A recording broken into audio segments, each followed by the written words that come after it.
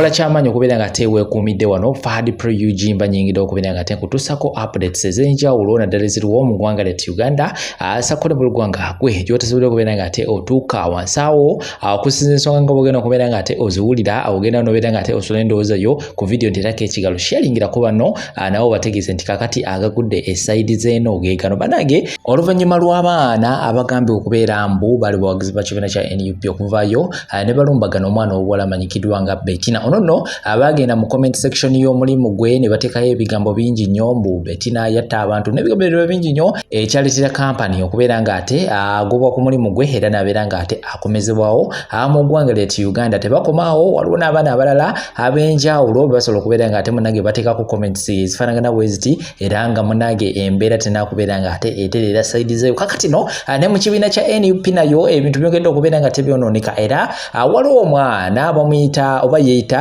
Jeno Kibirige era nga Jeno Kibirige ono awangalira mu kibuga Dubai era ng'ono amanyikiddwa nnyo mu kuvuma sako n'okulumbagana abantu ab'enjawulo ku intaneti awo kwegamba obusungu alina bungi nnyo amawulire agava sayidi zeeyo Jeno Kibirige yakwatiddwa ennaku nga 2 eziyise era ng'ebibye byongedde okubeera nga ate byonooneka ono nno amawulire agava sayidi zeeyo ebibye byo byongedde okubeera nga ate byonooneka era nga bwe twogerera ssaawa eno ono nno agenda kubeera nga ate atiikibwa ku nnyonyi olunaku olwaleero era ng'asuubirwa okubeera nga ate munange atuuka mu ggwanga lyattu Uganda ensonga ezamukomezaawo tezirina kubeera nga tezitegeereka naye ng'abamu ku abo abamuliraanye bategeeza nti visa ye yabaddemu n'obuzibuzibu era poliisi olwamuguddeko mu kazimbe ke babaddemu n'omwana w'obulenzi amanyikiddwa nga Baby Rich n'abalala bangi nnyo baayoleddwa era abaana bagambye okubambuwa NRM nabo bakoze ekintu kye kimu ng'ekyatuuka ku Bettina bagenze ku mikutu egy'enjawulo nabo ne batandika okubeera nga ate bateekayo obubaka obw'enjawulo nti omwana w'obulenzi alina emisango mingi nnyo e Kampala yakola kino yakola kiri era ekyawaliriza abakulu okubeera nga ate munange bakola decision eno okubeera nga ate bamukomyewo mu ggwanga lyattu Uganda kamba ensonga zino naye nga bannange bino byo bye mwatandise ebyokweropa ku mirimu byo ekyamazima kiri nti tebigenda kubeera nga ate bibagasa so ensonga oba ezizirina kubeera nga ate zitambula sayidi zeeyo Shaka Shafa mufuna ku namba ezisimu ku bisika ziyitawo ajja kubeera nga takulombereddwa naawe ensonga zijja kubeera nga tezitera buli kimu kijja kubeera nga tekitambula bulungi nnyo malidadi sana katulabe ensonga zino ezeyeeyita Jeno Kibirige ki ekiriwo akadde kano tenvaawo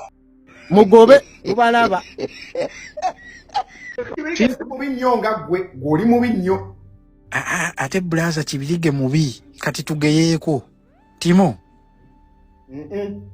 kati lwakuba kale ali mukomera kati nkubulira just wali nga tebannamusibaye nze ntutte Kibirige mu bantu ab'enjawulo ate abalina ku ssente ndowooza era mu bantu bonna bonna Kibirige nze inspiration ye ng'emazima ne mu NUP muyinayo abagagga bano ab'omu Dubai kati omututteko ewa Jimpombo omututteko mu bantu bokale kale abayimiriddemu ewa Jimpombo omututte wa muntu alinamu ssente obadde ki mutambuza ninamu abagaggagagga bange lwakuba kale nze simanyi kusabiriza nga mmwe mukikola okiwulira naye ng'omututte kale mu bantu kale ab'obuvunaanyizibwa okiwulira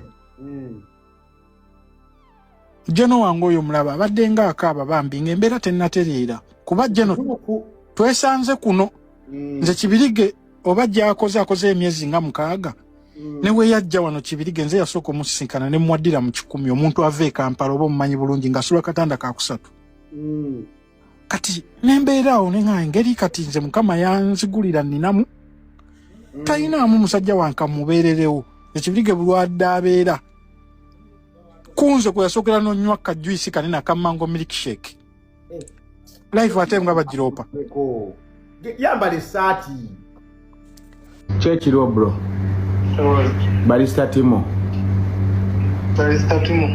kyekiro mbadde batugambye mbu bakutadde gwe yesterday bakukwata wamu ne Bakibirige bankwatira wamu ne nono Dora mama delivery ne bagundi oya ye Daniel babakwata separately nze nali mu office y'aba Daniel ne nono mama delivery ni Dora ono mama delivery okay kati gwe babasangira kwa kakazimbe batusanga mu kwa kakazimbe ate bagamba mu office ne bakibirige baalimu ne Baby Rich. Kirabika abo bali mu office ndala oba ffe gye twalimu ffe abaalimu n'Abapakisitaani abamu. Okay. Kati gwe bakutwala paka wa? Tombala gye batukisizza. Gye bali yonna gye batukisizza. Wagenze babatwala ku poliisi babatwala Awiru. Awiru. Naawe gye wavudde? Sebo. Kati gwe lwaki bakutadde? Ate nina musango ki? Bali babakutte balina ID zaabwe kati freelancer yonna bwe buzibu. Buli alina freelancer buli buzibu. Naye mu overstay there is no problem with overstay. Jeno Kibirige wamulabyeko? Yes. Jeno Kibirige ono omusajja alina ekiwalaata? Ono abeera tomumanyi ku internet abeera awo nga wa NUP.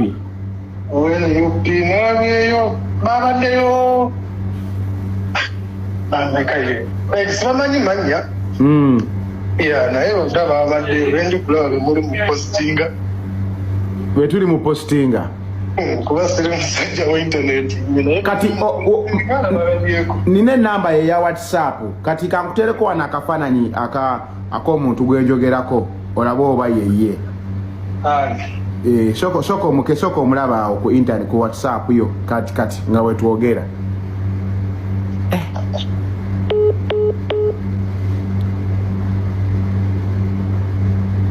owekiwalaata ye Baby Rich.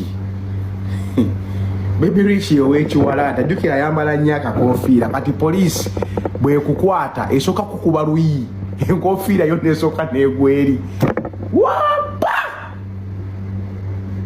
oluyido lwasose ne lujjako akakofiira ne lubukula ekiwalaata.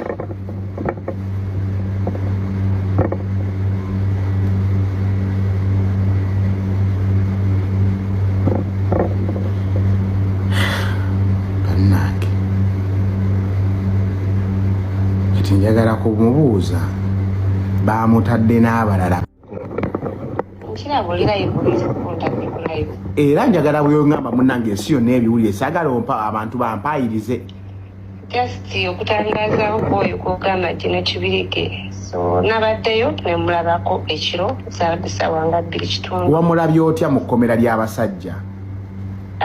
babadde bamugyeyo ng'akola statement cause nange bampisenga nnyo okukola statement.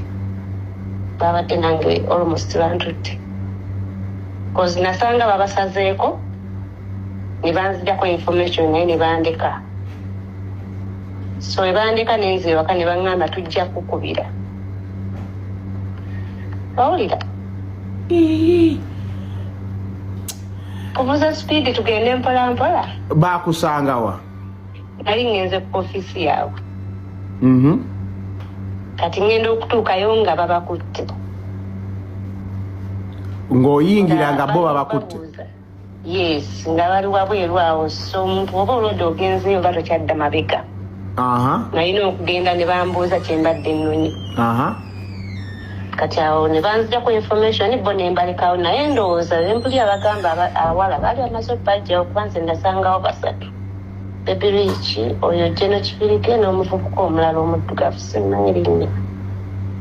Kati gwe nnamba yo poliisi yagiggyewo? Ankugambye naliyo nabasangayo ne banzijjako information yange yonna ne bandeka ngende ne baŋŋamba tujja kukubira okwata essimu.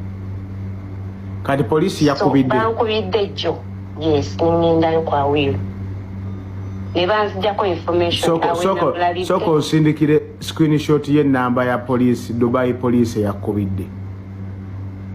Okay, oyagala Dubai poliisi yankubidde oba oyagala ebyabaddeyo? Nenda gikuweereza. Nedda just njagala munange byoyogera mbisooke mbiverifyinge kuba munange ensi etuwulira tuliko kuno abantu bangi okwetoloola ensi yonna. Okay, kino kyakuyamba munnayuganda. Kati soko otubuulire kati we watuuse. Asoko kwata kwa screenshot kakube kwa namba ya Dubai police letter to Dubai police. Kansindikire wano ku WhatsApp. Dubai police cause I will see Dubai police, right? Tell you Dubai police. era bw'ogendayo oba ogenze mu kitongole kya visa about visas teba police. Yeah. Kati gwe watuuseeyo kale byabadde bitya?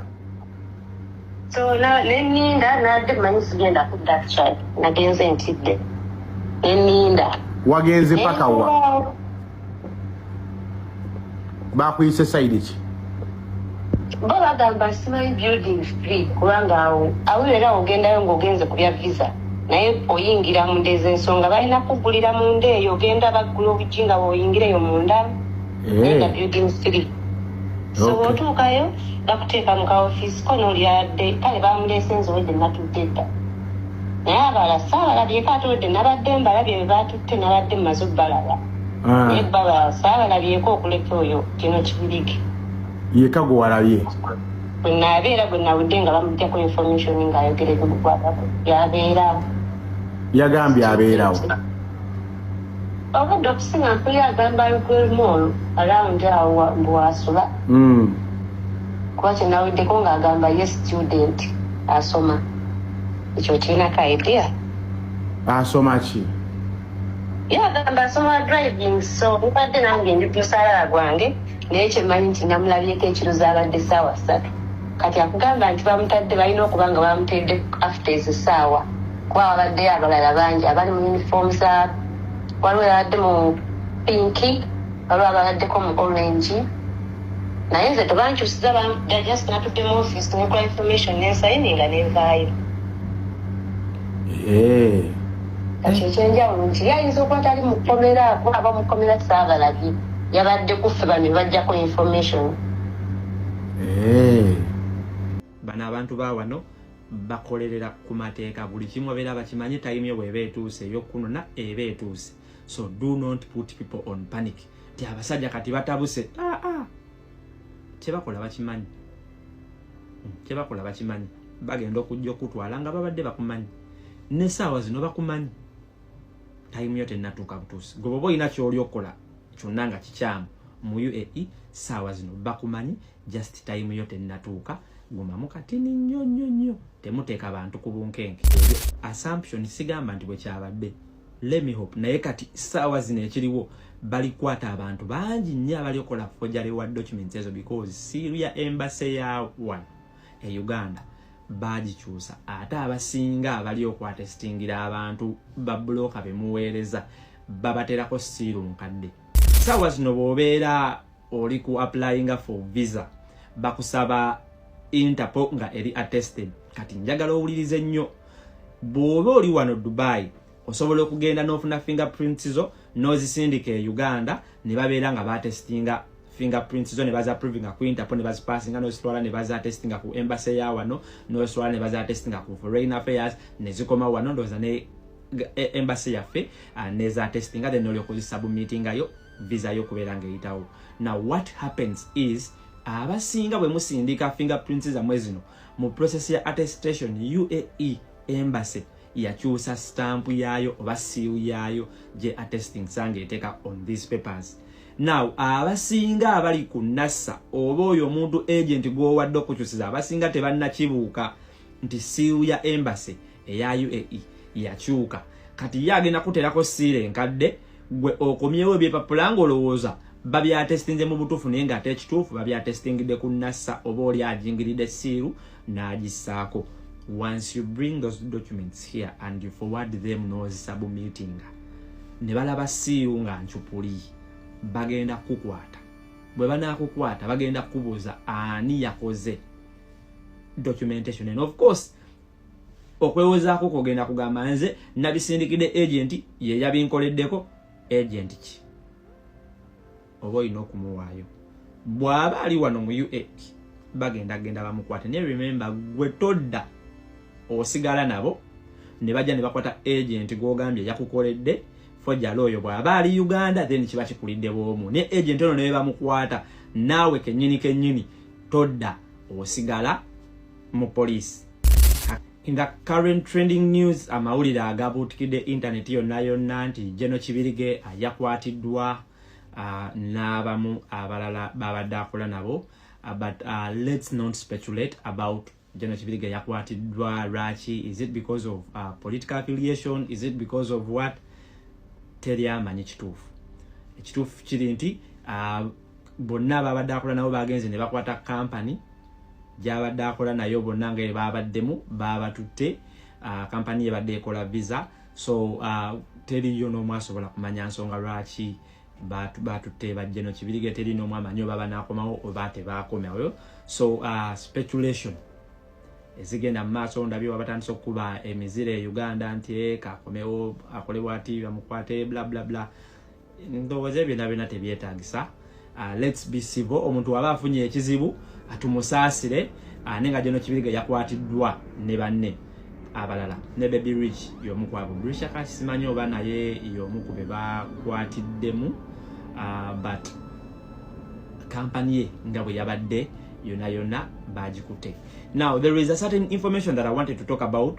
Mbadde njagala kugyogerako da relating to documentations as tuteekayo nga tukola visas, because you never know ziyinza okubanga one or two things are led to maybe why all these people were taken and why bagenze mu company ya visa ne babakwata. Teri n'omu amanyi. Neno information just njagala njiwe ng'eri geno etuuke ku Munnayuganda ali eyo obeerewo nga oli cautious ng'omanyi. Saawa zino bw'obeera oli ku applying for visa bakusaba Interpol nga eri attested. Kati njagala owulirize nnyo, bw'oba oli wano Dubai osobola okugenda n'ofuna fingerprints zo n'ozisindika e Uganda ne babeera nga batestinga fingerprints zo ne baza proving ku Interpol ne bazipassinga n'ozitwala ne baza testinga ku embassy ya wano n'ozitwala ne baza testinga ku foreign affairs ne zikoma wano ndoza ne embassy yaffe ne za testinga then olyoka ozisubmittinga yo visa yo kubeera ng'eyitawo.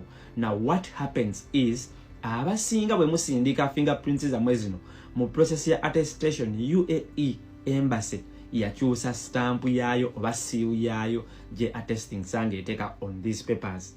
Now abasinga abali ku NASA oba oyo omuntu agent gwowadde okukyusiza abasinga tebannakibuuka nti seal ya embassy eya UAE yakyuka. Kati yagenda kuterako seal enkadde gwe okomyewo ebyepapula ng'olowooza babyatestinze mu butuufu naye ng'ate ekituufu babyatestingidde ku NASA oba oli ajingiridde siiru n'agissaako. Once you bring those documents here and you forward them n'ozisubmitting ne balaba siiru nga ncupuli bagenda kukwata. Bwe banaakukwata bagenda kubuuza ani yakoze documentation, and of course okwewozaako kogenda kugamba nze nabisindikidde agent ye yabinkoleddeko. Agent ki oba olina okumuwaayo.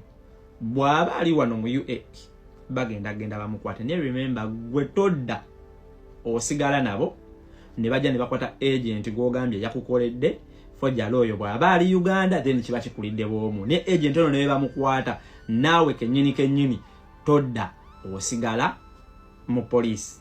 Kakati njagala olabe ate we bisingira okunyumira nti weewano. Tebiseera ebisinga mu kwewozaako okwo ogamba nti nze nawadde agent ye yabinkoleddeko era simanyi yanteddeko stamp ng'eri forgery. Naye ng'ate empapula z'osubmittings weewadde degree first class eya veterinary oba medicine oba kikyonna naye nga nayo ncupuli nga nayo gijingiridde. Kati gwe in your defense owoza kimu nti nno bajingiridde stamp ya embassy okwatestinga olupapula sinze nakikoze agent yakikoze naye nga ne degree gye wawaddeyo okwatestinga naawe wagifeze nayo forgery oba onfuna. Kitegeeza oli gwe waweereza e Uganda okwatestinga yabadde talina ngeri gyagenda bitwala ku institution gye wamuweerereza, institution gye wataddemu nti gye wafunira degree, because eyo institution tesobola kubako stamp kubanga olupapula lw'omuweereza luli forged. Kakati awo kitegeeza naye kyalina okuproceedinga nakyo is kuterako forgery. Eri abo abaagala okwatestinga academic documents kitegeeza gwe kennyini nawe weenyigira mu ki mu forgery tolina musango gwo ogubuuka. Kati ekyo bali kusiba abantu bangi. Okoze marriage certificate bagitutojja testinga bajja testinze Abalungi abatuuliriza era abatulaba olunaku olwaleero tukyaddeko ewa Sheikh Ashraf Dembe. Sebo sanyusa okubalaba amannya agange Seeka Ashraf Dembe akola ku bizibu by'enjawulo. Omuntu singa aba alina ebirwadde musomereddwa tunywa amazzi ga lukuya nga bw'obadde ogalaba tugenda abantu ku kyoto ne twokya emizimu emibi egibabaamu n'okulomba edduwa. Abantu singa abeera ng'ali wano atuuse sobola okumulombera edduwa ne waba atatuuse nga mpadde amannya ge naye ng'ali wala. Neetaaze enamba yange yeeno eri 0701763711. Nammwe bannyinaffe abali ebweru oyagala okuba nti oyagala okulombera ku dduwa ng'olina ebizibu viza zibuze amaka gakolongotana sente zikola zimpita mu ngalo ojja kumpeereza ekifaananyi kyo n'amannya go ebyo byokka bijja kummala nja kukulombera edduwa ojja kutereera. Olunaku olusembayo mu mwezi mba n'edduwa eyawamu ffenna n'abalwadde bange abakadde n'abapya. Salaamu alaikum warahmatullahi wabarakatuh.